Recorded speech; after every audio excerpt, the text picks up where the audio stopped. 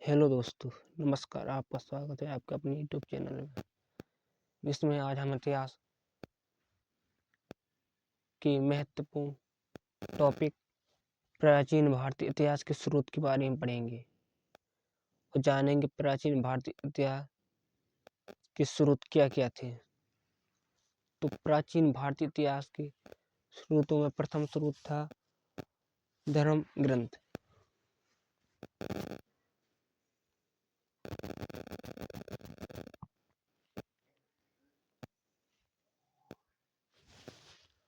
और द्वितीय स्रोत था ऐतिहासिक ग्रंथ।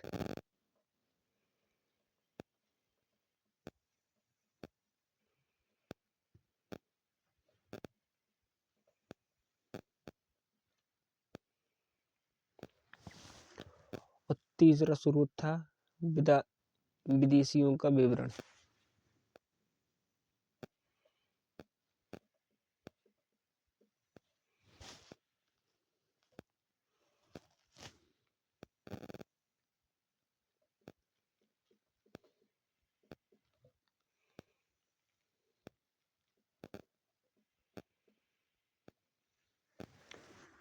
और चौथा स्रोत था पुरातत्व संबंधित साध।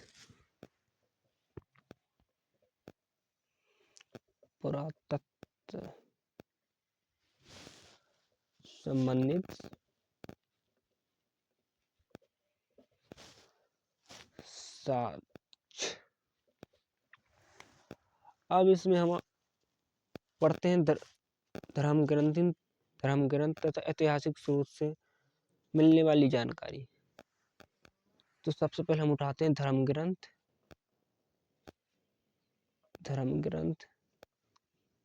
व ऐतिहासिक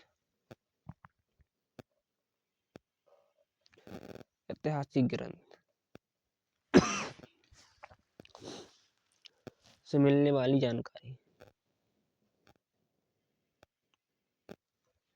ऐतिहासिक ग्रंथ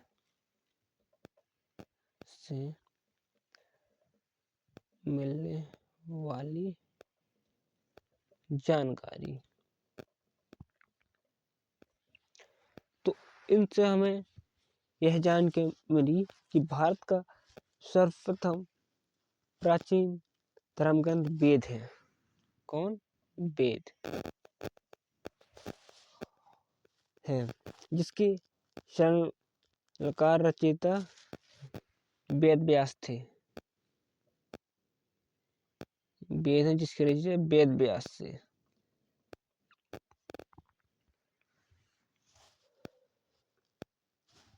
और वेद में वसुदेव कुटुंबकम का उपदेश देता है। वेद किसका उपदेश देते हैं? वसुदेव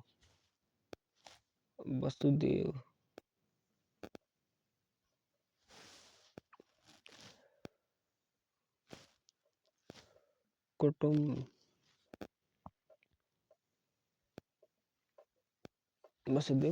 का उपदेश देते हैं। भारतीय परंपरा को नित्य तथा अपौरुषिक मानते हैं। वेद 4 प्रकार के हैं। तो कौन कौन से वेद हैं? एक है ऋग्वेद,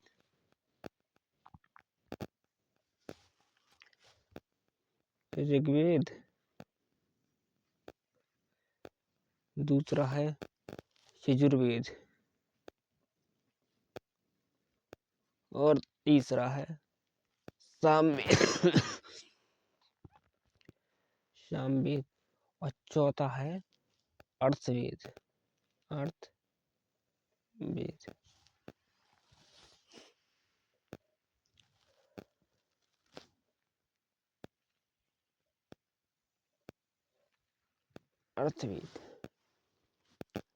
इन चारों वेदों को संहिता कहते हैं।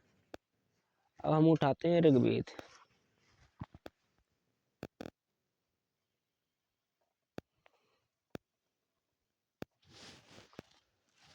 ऋग्वेद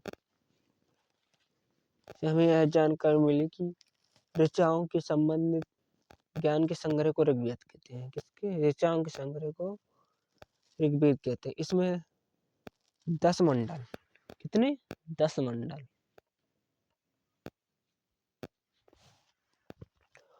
और 1028 सूक्त।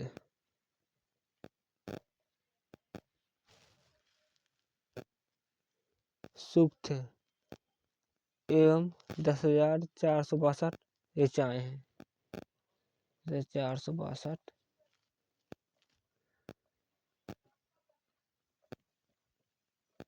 ऋचाएं हैं। इस वेद के ऋचाओं के पढ़ने वाले ऋषि को होर्त कहते थे। क्या कहते थे? ऋषि को होर्त कहते थे। इस वेद से आर्य के राजनीतिक प्रणाली व इतिहास के बारे में जानकारी मिलती है। विश्वामित्र द्वारा रचित ऋग्वेद के तीसरे मंडल में सूर्य देवता सावित्री को समर्पित प्रसिद्ध गायत्री मंत्र लिखा है। कौन सा मंत्र? गायत्री मंत्र।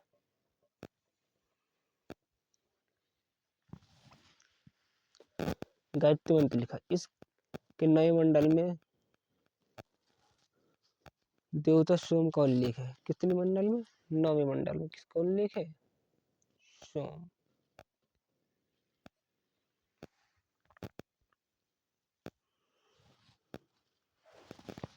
और 8वें मंडल में कि हस्तलिखित ऋचाओं को खिल कहते थे। कितने? 8वें मंडल। 8वें क्या कहते थे? खिल कहते थे।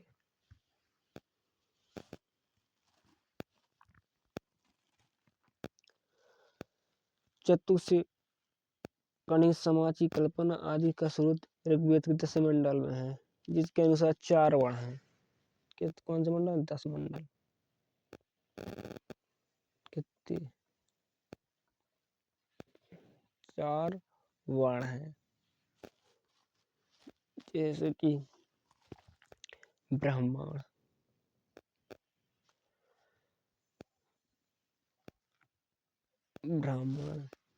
क्षत्रिय,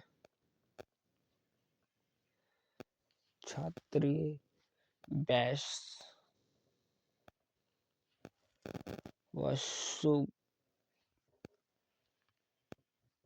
शूद्र, जिनकी उत्पत्ति ब्रह्मा के क्रमशः किसके? ब्रह्मा की। ब्रह्मा की मुख से हुई, भुजाओं से हुई, जांघों से हुई,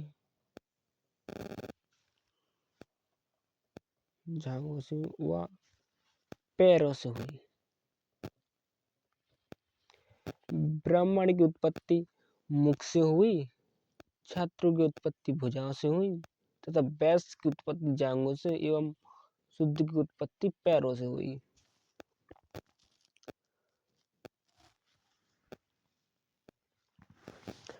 और ऋग्वेद में ही 52 अवतार। कौन सा अवतार? 52।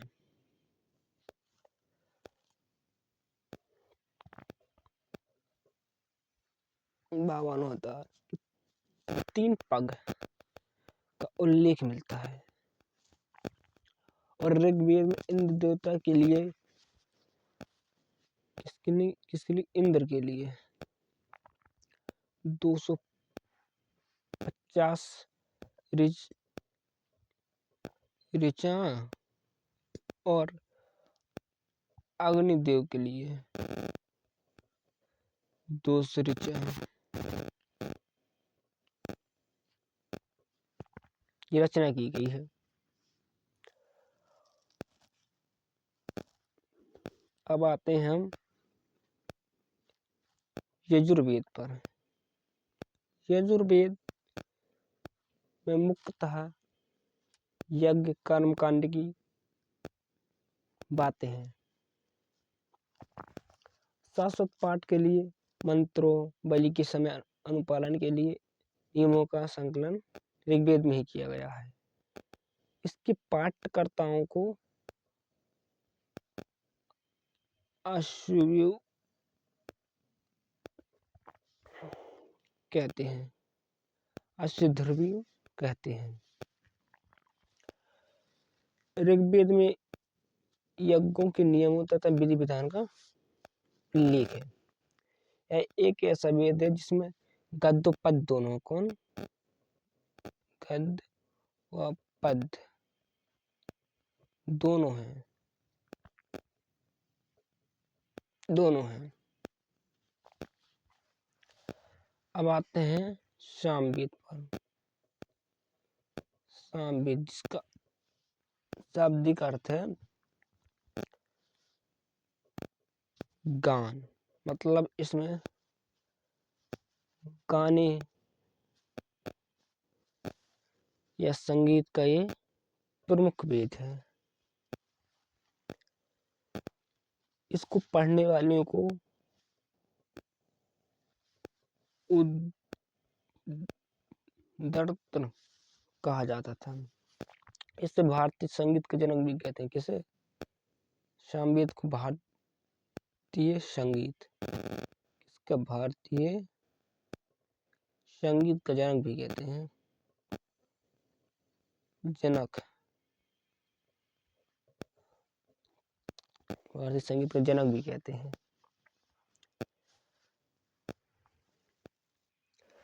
अब इसके बाद आता है अथर्ववेद।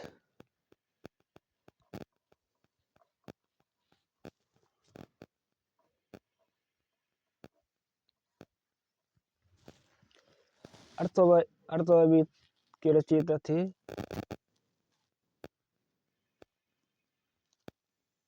अथर्ववेद में रचित इस वेद में कुल 731 मंत्र हैं। कितने? 731 मंत्र हैं तथा लगभग 6000 पद है। इसके कुछ मंत्र ऋग्वेदिक मंत्रों से भी प्राचीनतम है। अर्थवैदिक कन्याओं के जन्म की निंदा करता है। किसकी? कन्याओं के जन्म की निंदा करता है। ऐतिहासिक दृष्टि से अर्थवेद का महत्व इस बात में है कि इसमें सामान्य मनुष्य के विचारों तथा आत्मविश्वासों का विवरण मिलता है। पृथ्वी सूत्र अर्थवेद का प्रतिनिधि सूत्र माना जाता है। इसमें मानव जीवन के सभी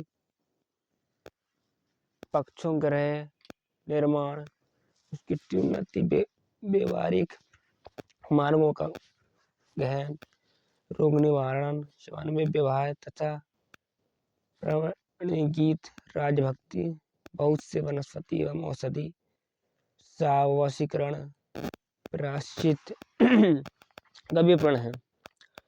कुछ मंत्रों में जादू टोना का भी वर्णन है। अर्थवेद में परीक्षित को कुरु का राजा कहा गया है तथा कुरु देश की समृद्धि का अच्छा विवरण मिलता है। इसमें सभा एवं समिति को 2 प्रजापति की पुत्रियां कहा गया है। सबसे प्राचीन वेद ऋग्वेद तथा सबसे बाद का वेद अर्थवेद है। वेदों को भाली भांति समझने के लिए वेदांगों की रचना हुई है। ये है शिक्षा, ज्योतिष, कल्प, व्याकरण, रूप तथा छंद। भारतीय ऐतिहासिक कथाओं को सबसे अच्छा क्रमबद्ध विवरण पुराणों में मिलता है। इसके रचयिता हैं होमहर्ष तथा इसके पुत्र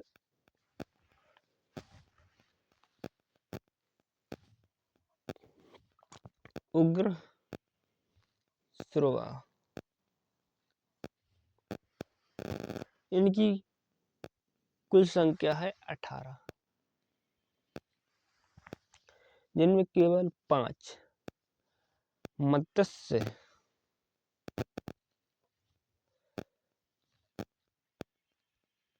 मत्स्य, वायु, विष्णु, ब्रह्मा,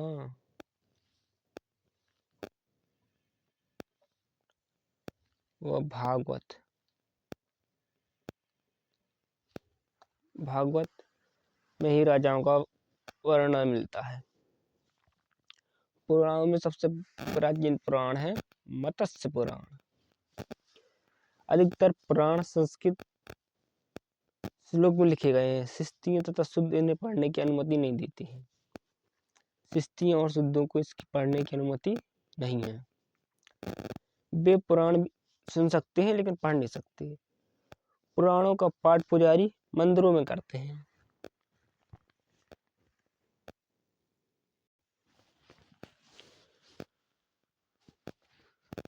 इसमें सृष्टि की सर्वाधिक गृह स्थिति मैत्री संहिता से प्राप्त होती। किससे? मैत्रेयी संहिता से प्राप्त होती है। इसमें सृष्टि को जुआ और शराब की भांति पुरुषों का तीसरा दोष माना गया है। कौन सा? तीसरा। शतपथ ब्रह्मांड में सृष्टि को पुरुष का अर्धांगिनी कहा गया है। अब ये शब्द आता है कि अर्धांगिनी कहाँ पे कहा गया है, तो इसका सही आंसर है शतपथ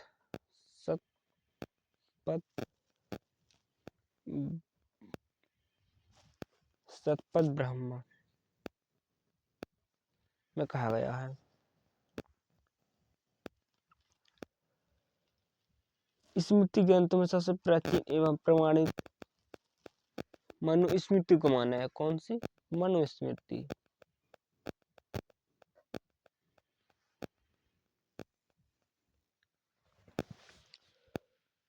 स्मृतियों में सबसे प्राचीन एवं प्रमाणित स्मृति मनुस्मृति मानी जाती है। यह शुंग काल का मानक ग्रंथ है। नारद स्मृति गुप्त काल के विषयों की जानकारी प्रदान करता है। और जातक कथाओं में बुद्ध की पूर्व जन्म की कहानियां वर्णित हैं। हीनयान का प्रमुख ग्रंथ कथावस्तु है, जिसमें महात्मा बुद्ध का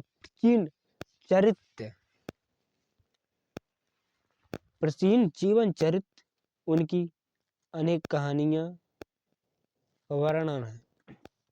जैन साहित्य को अगम कहा जाता है। जैन धर्म का प्रारंभिक इतिहास कल्पसूत्र से प्राप्त होता है। जैन ग्रंथ भगवती सूत्र में महावीर के जीवन कृत्यों तथा अन्य संकलनों के साथ उनके संबंधों का विवरण मिलता है। और अर्थशास्त्र के लेखक चाणक्य हैं। यहाँ मौर्यकालीन इतिहास की जानकारी मिलती है। संस्कृत साहित्य में ऐतिहासिक घटनाओं को क्रमबद्ध लिखने का सर्वप्रथम प्रयास कल्हण द्वारा किया गया। कल्हण द्वारा रचित राजतरंगिणी में कश्मीर के इतिहास की जानकारी मिलती है। अरबों की विजय, सिंधु विजय का विवरण चचनामा के लेखक अली अहमद की पुस्तक में मिलता है।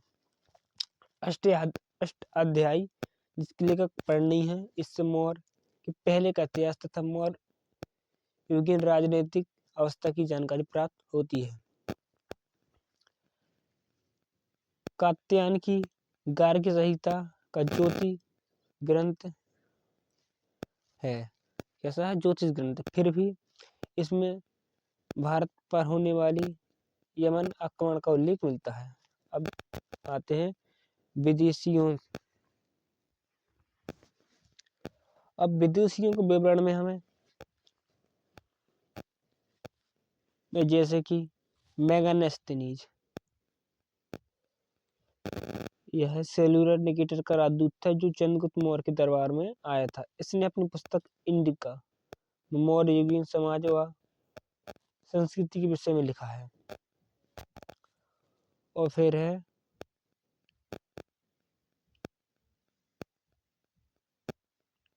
टॉलमी, जिसने दूसरी शताब्दी में भारत का भूगोल नामक पुस्तक लिखी थी।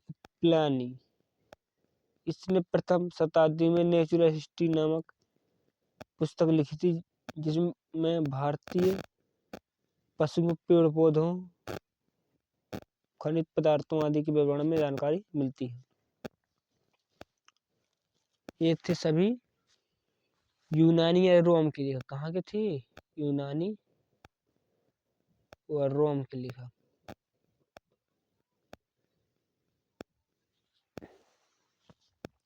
अब आते हैं चीनी लेखकों के में।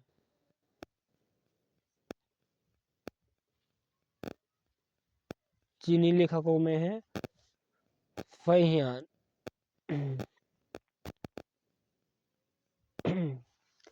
यह चीनी यात्री गुप्त नरेश चंद्रगुप्त द्वितीय के दरबार में आया था। इसने अपने विवरण में मध्य प्रदेश के समाज एवं संस्कृति के बारे में वर्णन किया है। इसने मध्य प्रदेश की जनता को सुखी एवं समृद्ध बताया है। यह 14 वर्षों तक भारत में रहा। अब दूसरे हैं संयुगन। यह 1518 ईस्वी में भारत आया था। इसने अपने 3 वर्षों की यात्रा में बौद्ध धर्म की प्राप्तियां एकत्रित की। अब तीसरा है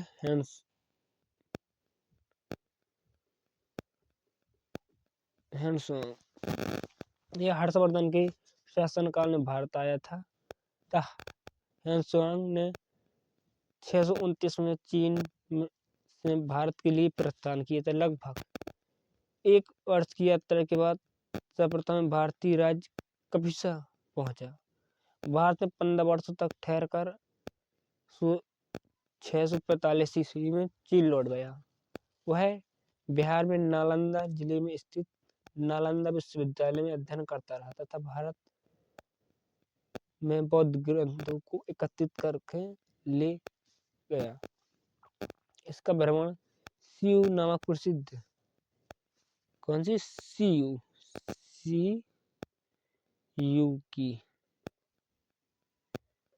सीयू की नामक पुस्तक में है, जिसमें 138 देशों का विवरण मिलता है। इसने हर्षकालीन समाज, धर्म तथा राजनीति के बारे में वर्णन किया है।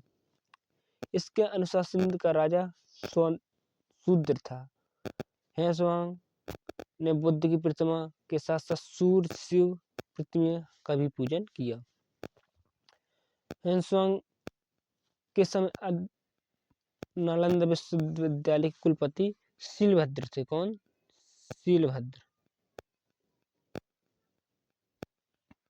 शीलभद्र थे। अब चौथे नंबर पर आता है इंतसिन।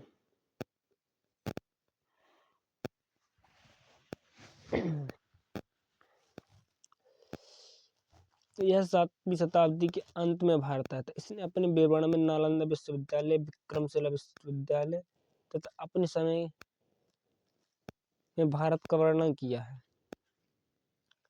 अब हम आते हैं अरबी लेखक।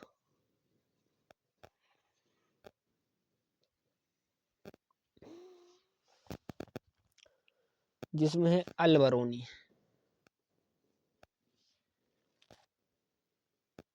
जो महमूद गजनवी के साथ आए थे। किसकी? महमूद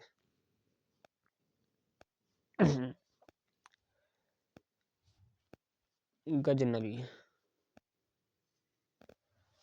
महमूद गजनवी के साथ भारत आया था। अरबी में लिखी गई इसकी किताब ए उल हिंद या तकरीक ए उल हिंद में आज भी इतिहासकारों के लिए एक महत्वपूर्ण स्रोत है। यह एक विस्तृत ग्रंथ है जो धर्म और दर्शन, त्योहारों, खगोल विज्ञान, किमिया, रीति रिवाजों आदि से भरपूर है और सबकी जानकारी देता है। अब आते हैं दूसरा, इब्न बतूता, जो मोरक्को से आया था और यह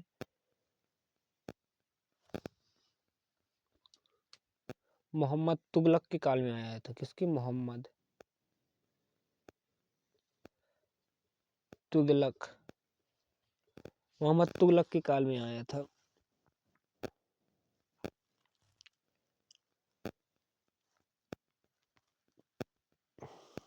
और तुगलक ने इसे दिल्ली का गाजी नियुक्त किया था।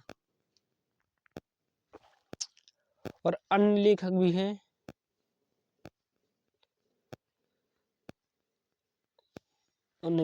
जैसे तारानाथ, यह एक तिब्बती लेखक है। इसने केंगयूट तथा तेंगू नामक ग्रंथ की रचना की। इससे भारतीय इतिहास के बारे में जानकारी मिलती है। एक है मार्को पोलो।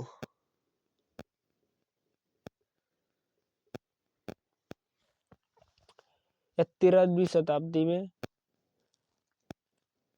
पांड्य देश की यात्रा पर आया था। इसका विवरण पांड्य इतिहास के अध्ययन के लिए उपयोगी है। अब आते हैं हम पुरातत्वीय संबंधित साक्ष्य।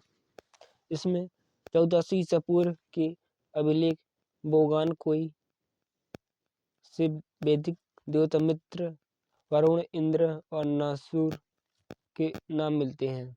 मध्य भारत में भगवत धर्म विकसित होने का प्रमाण यमन राजदूत होलियोडोरस के बेसी नगर गणोस्तंभ लेख से प्राप्त होता है। सर्वप्रथम भारतीय वर्ष का जिक्र हाथी गुम्फा अभिलेख में मिलता है।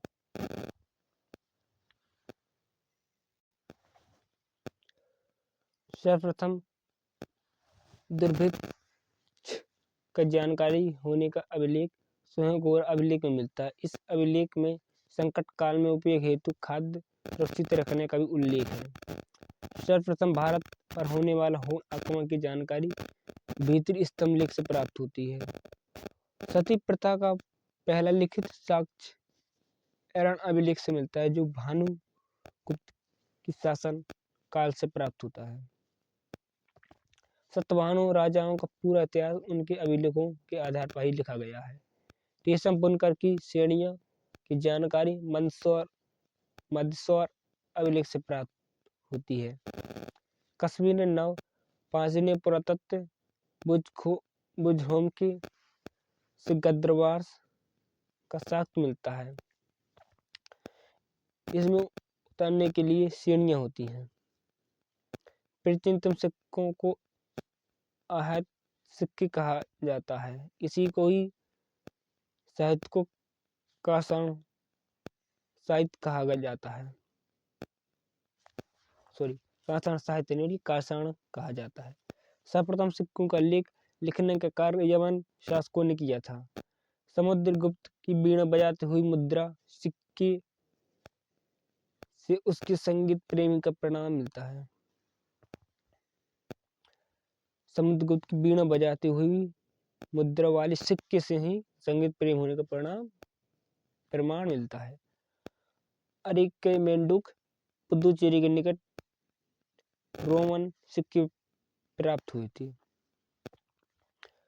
सबसे पहले भारत का संबंध बर्मा, मलाया, कंबोडिया और जावा से स्थापित हुआ है। महत्वपूर्ण अभिलेख। हाथी गुम्फा अभिलेख किसके शासनकाल में लिखा गया था? ये था कलिंग राजा खारवेल। जूनागढ़ या गिरनार का अभिलेख ये था रुद्रदामन। नासिक अभिलेख ये था गोमती बालश्री। प्रयाग स्तंभ लेख समुद्रगुप्त। एर्णान अभिलेख पुलकेशर द्वितीय। मंदसौर अभिलेख मालव नरेश यशोवर्मन। ग्वालियर अभिलेख प्रतिहार नरेश भोज। भीतरी एवं जूनागढ़ अभिलेख स्कंदगुप्त। देवपूर्ण अभिलेख बंगाल शासक विजयसेन। अभिलेखों का अध्ययन एपिग्राफी कहलाता है। उत्तर भारत के मंदिरों की कला की शैली नागरी तथा दक्षिण भारत के मंदिरों की शैली द्रविड़ है। दक्षिण पथ कि मंदिरों के निर्माण में नागर एवं द्रोण दोनों शैलियों का प्रभाव होता है। इसी को हम पेशर शैली कहते हैं। पंचायतन शैली, इसमें एक मंदिर के चारों ओर 4 सहायक मंदिर बनाए जाते हैं। इसका उदाहरण है कंदलिया महादेव का मंदिर खजुराहो में स्थित है, और महेश्वर मंदिर भुवनेश्वर में है एवं लक्ष्मण मंदिर खजुराहो में है, और लिंगराज मंदिर भुवनेश्वर में है। दशावतार मंदिर देवगढ़ उत्तर प्रदेश में है, और गोंडेश्वर का मंदिर महाराष्ट्र में है। हेलो दोस्तों, आज की हमारी क्लास यहीं तक है। कल फिर मिलेंगे।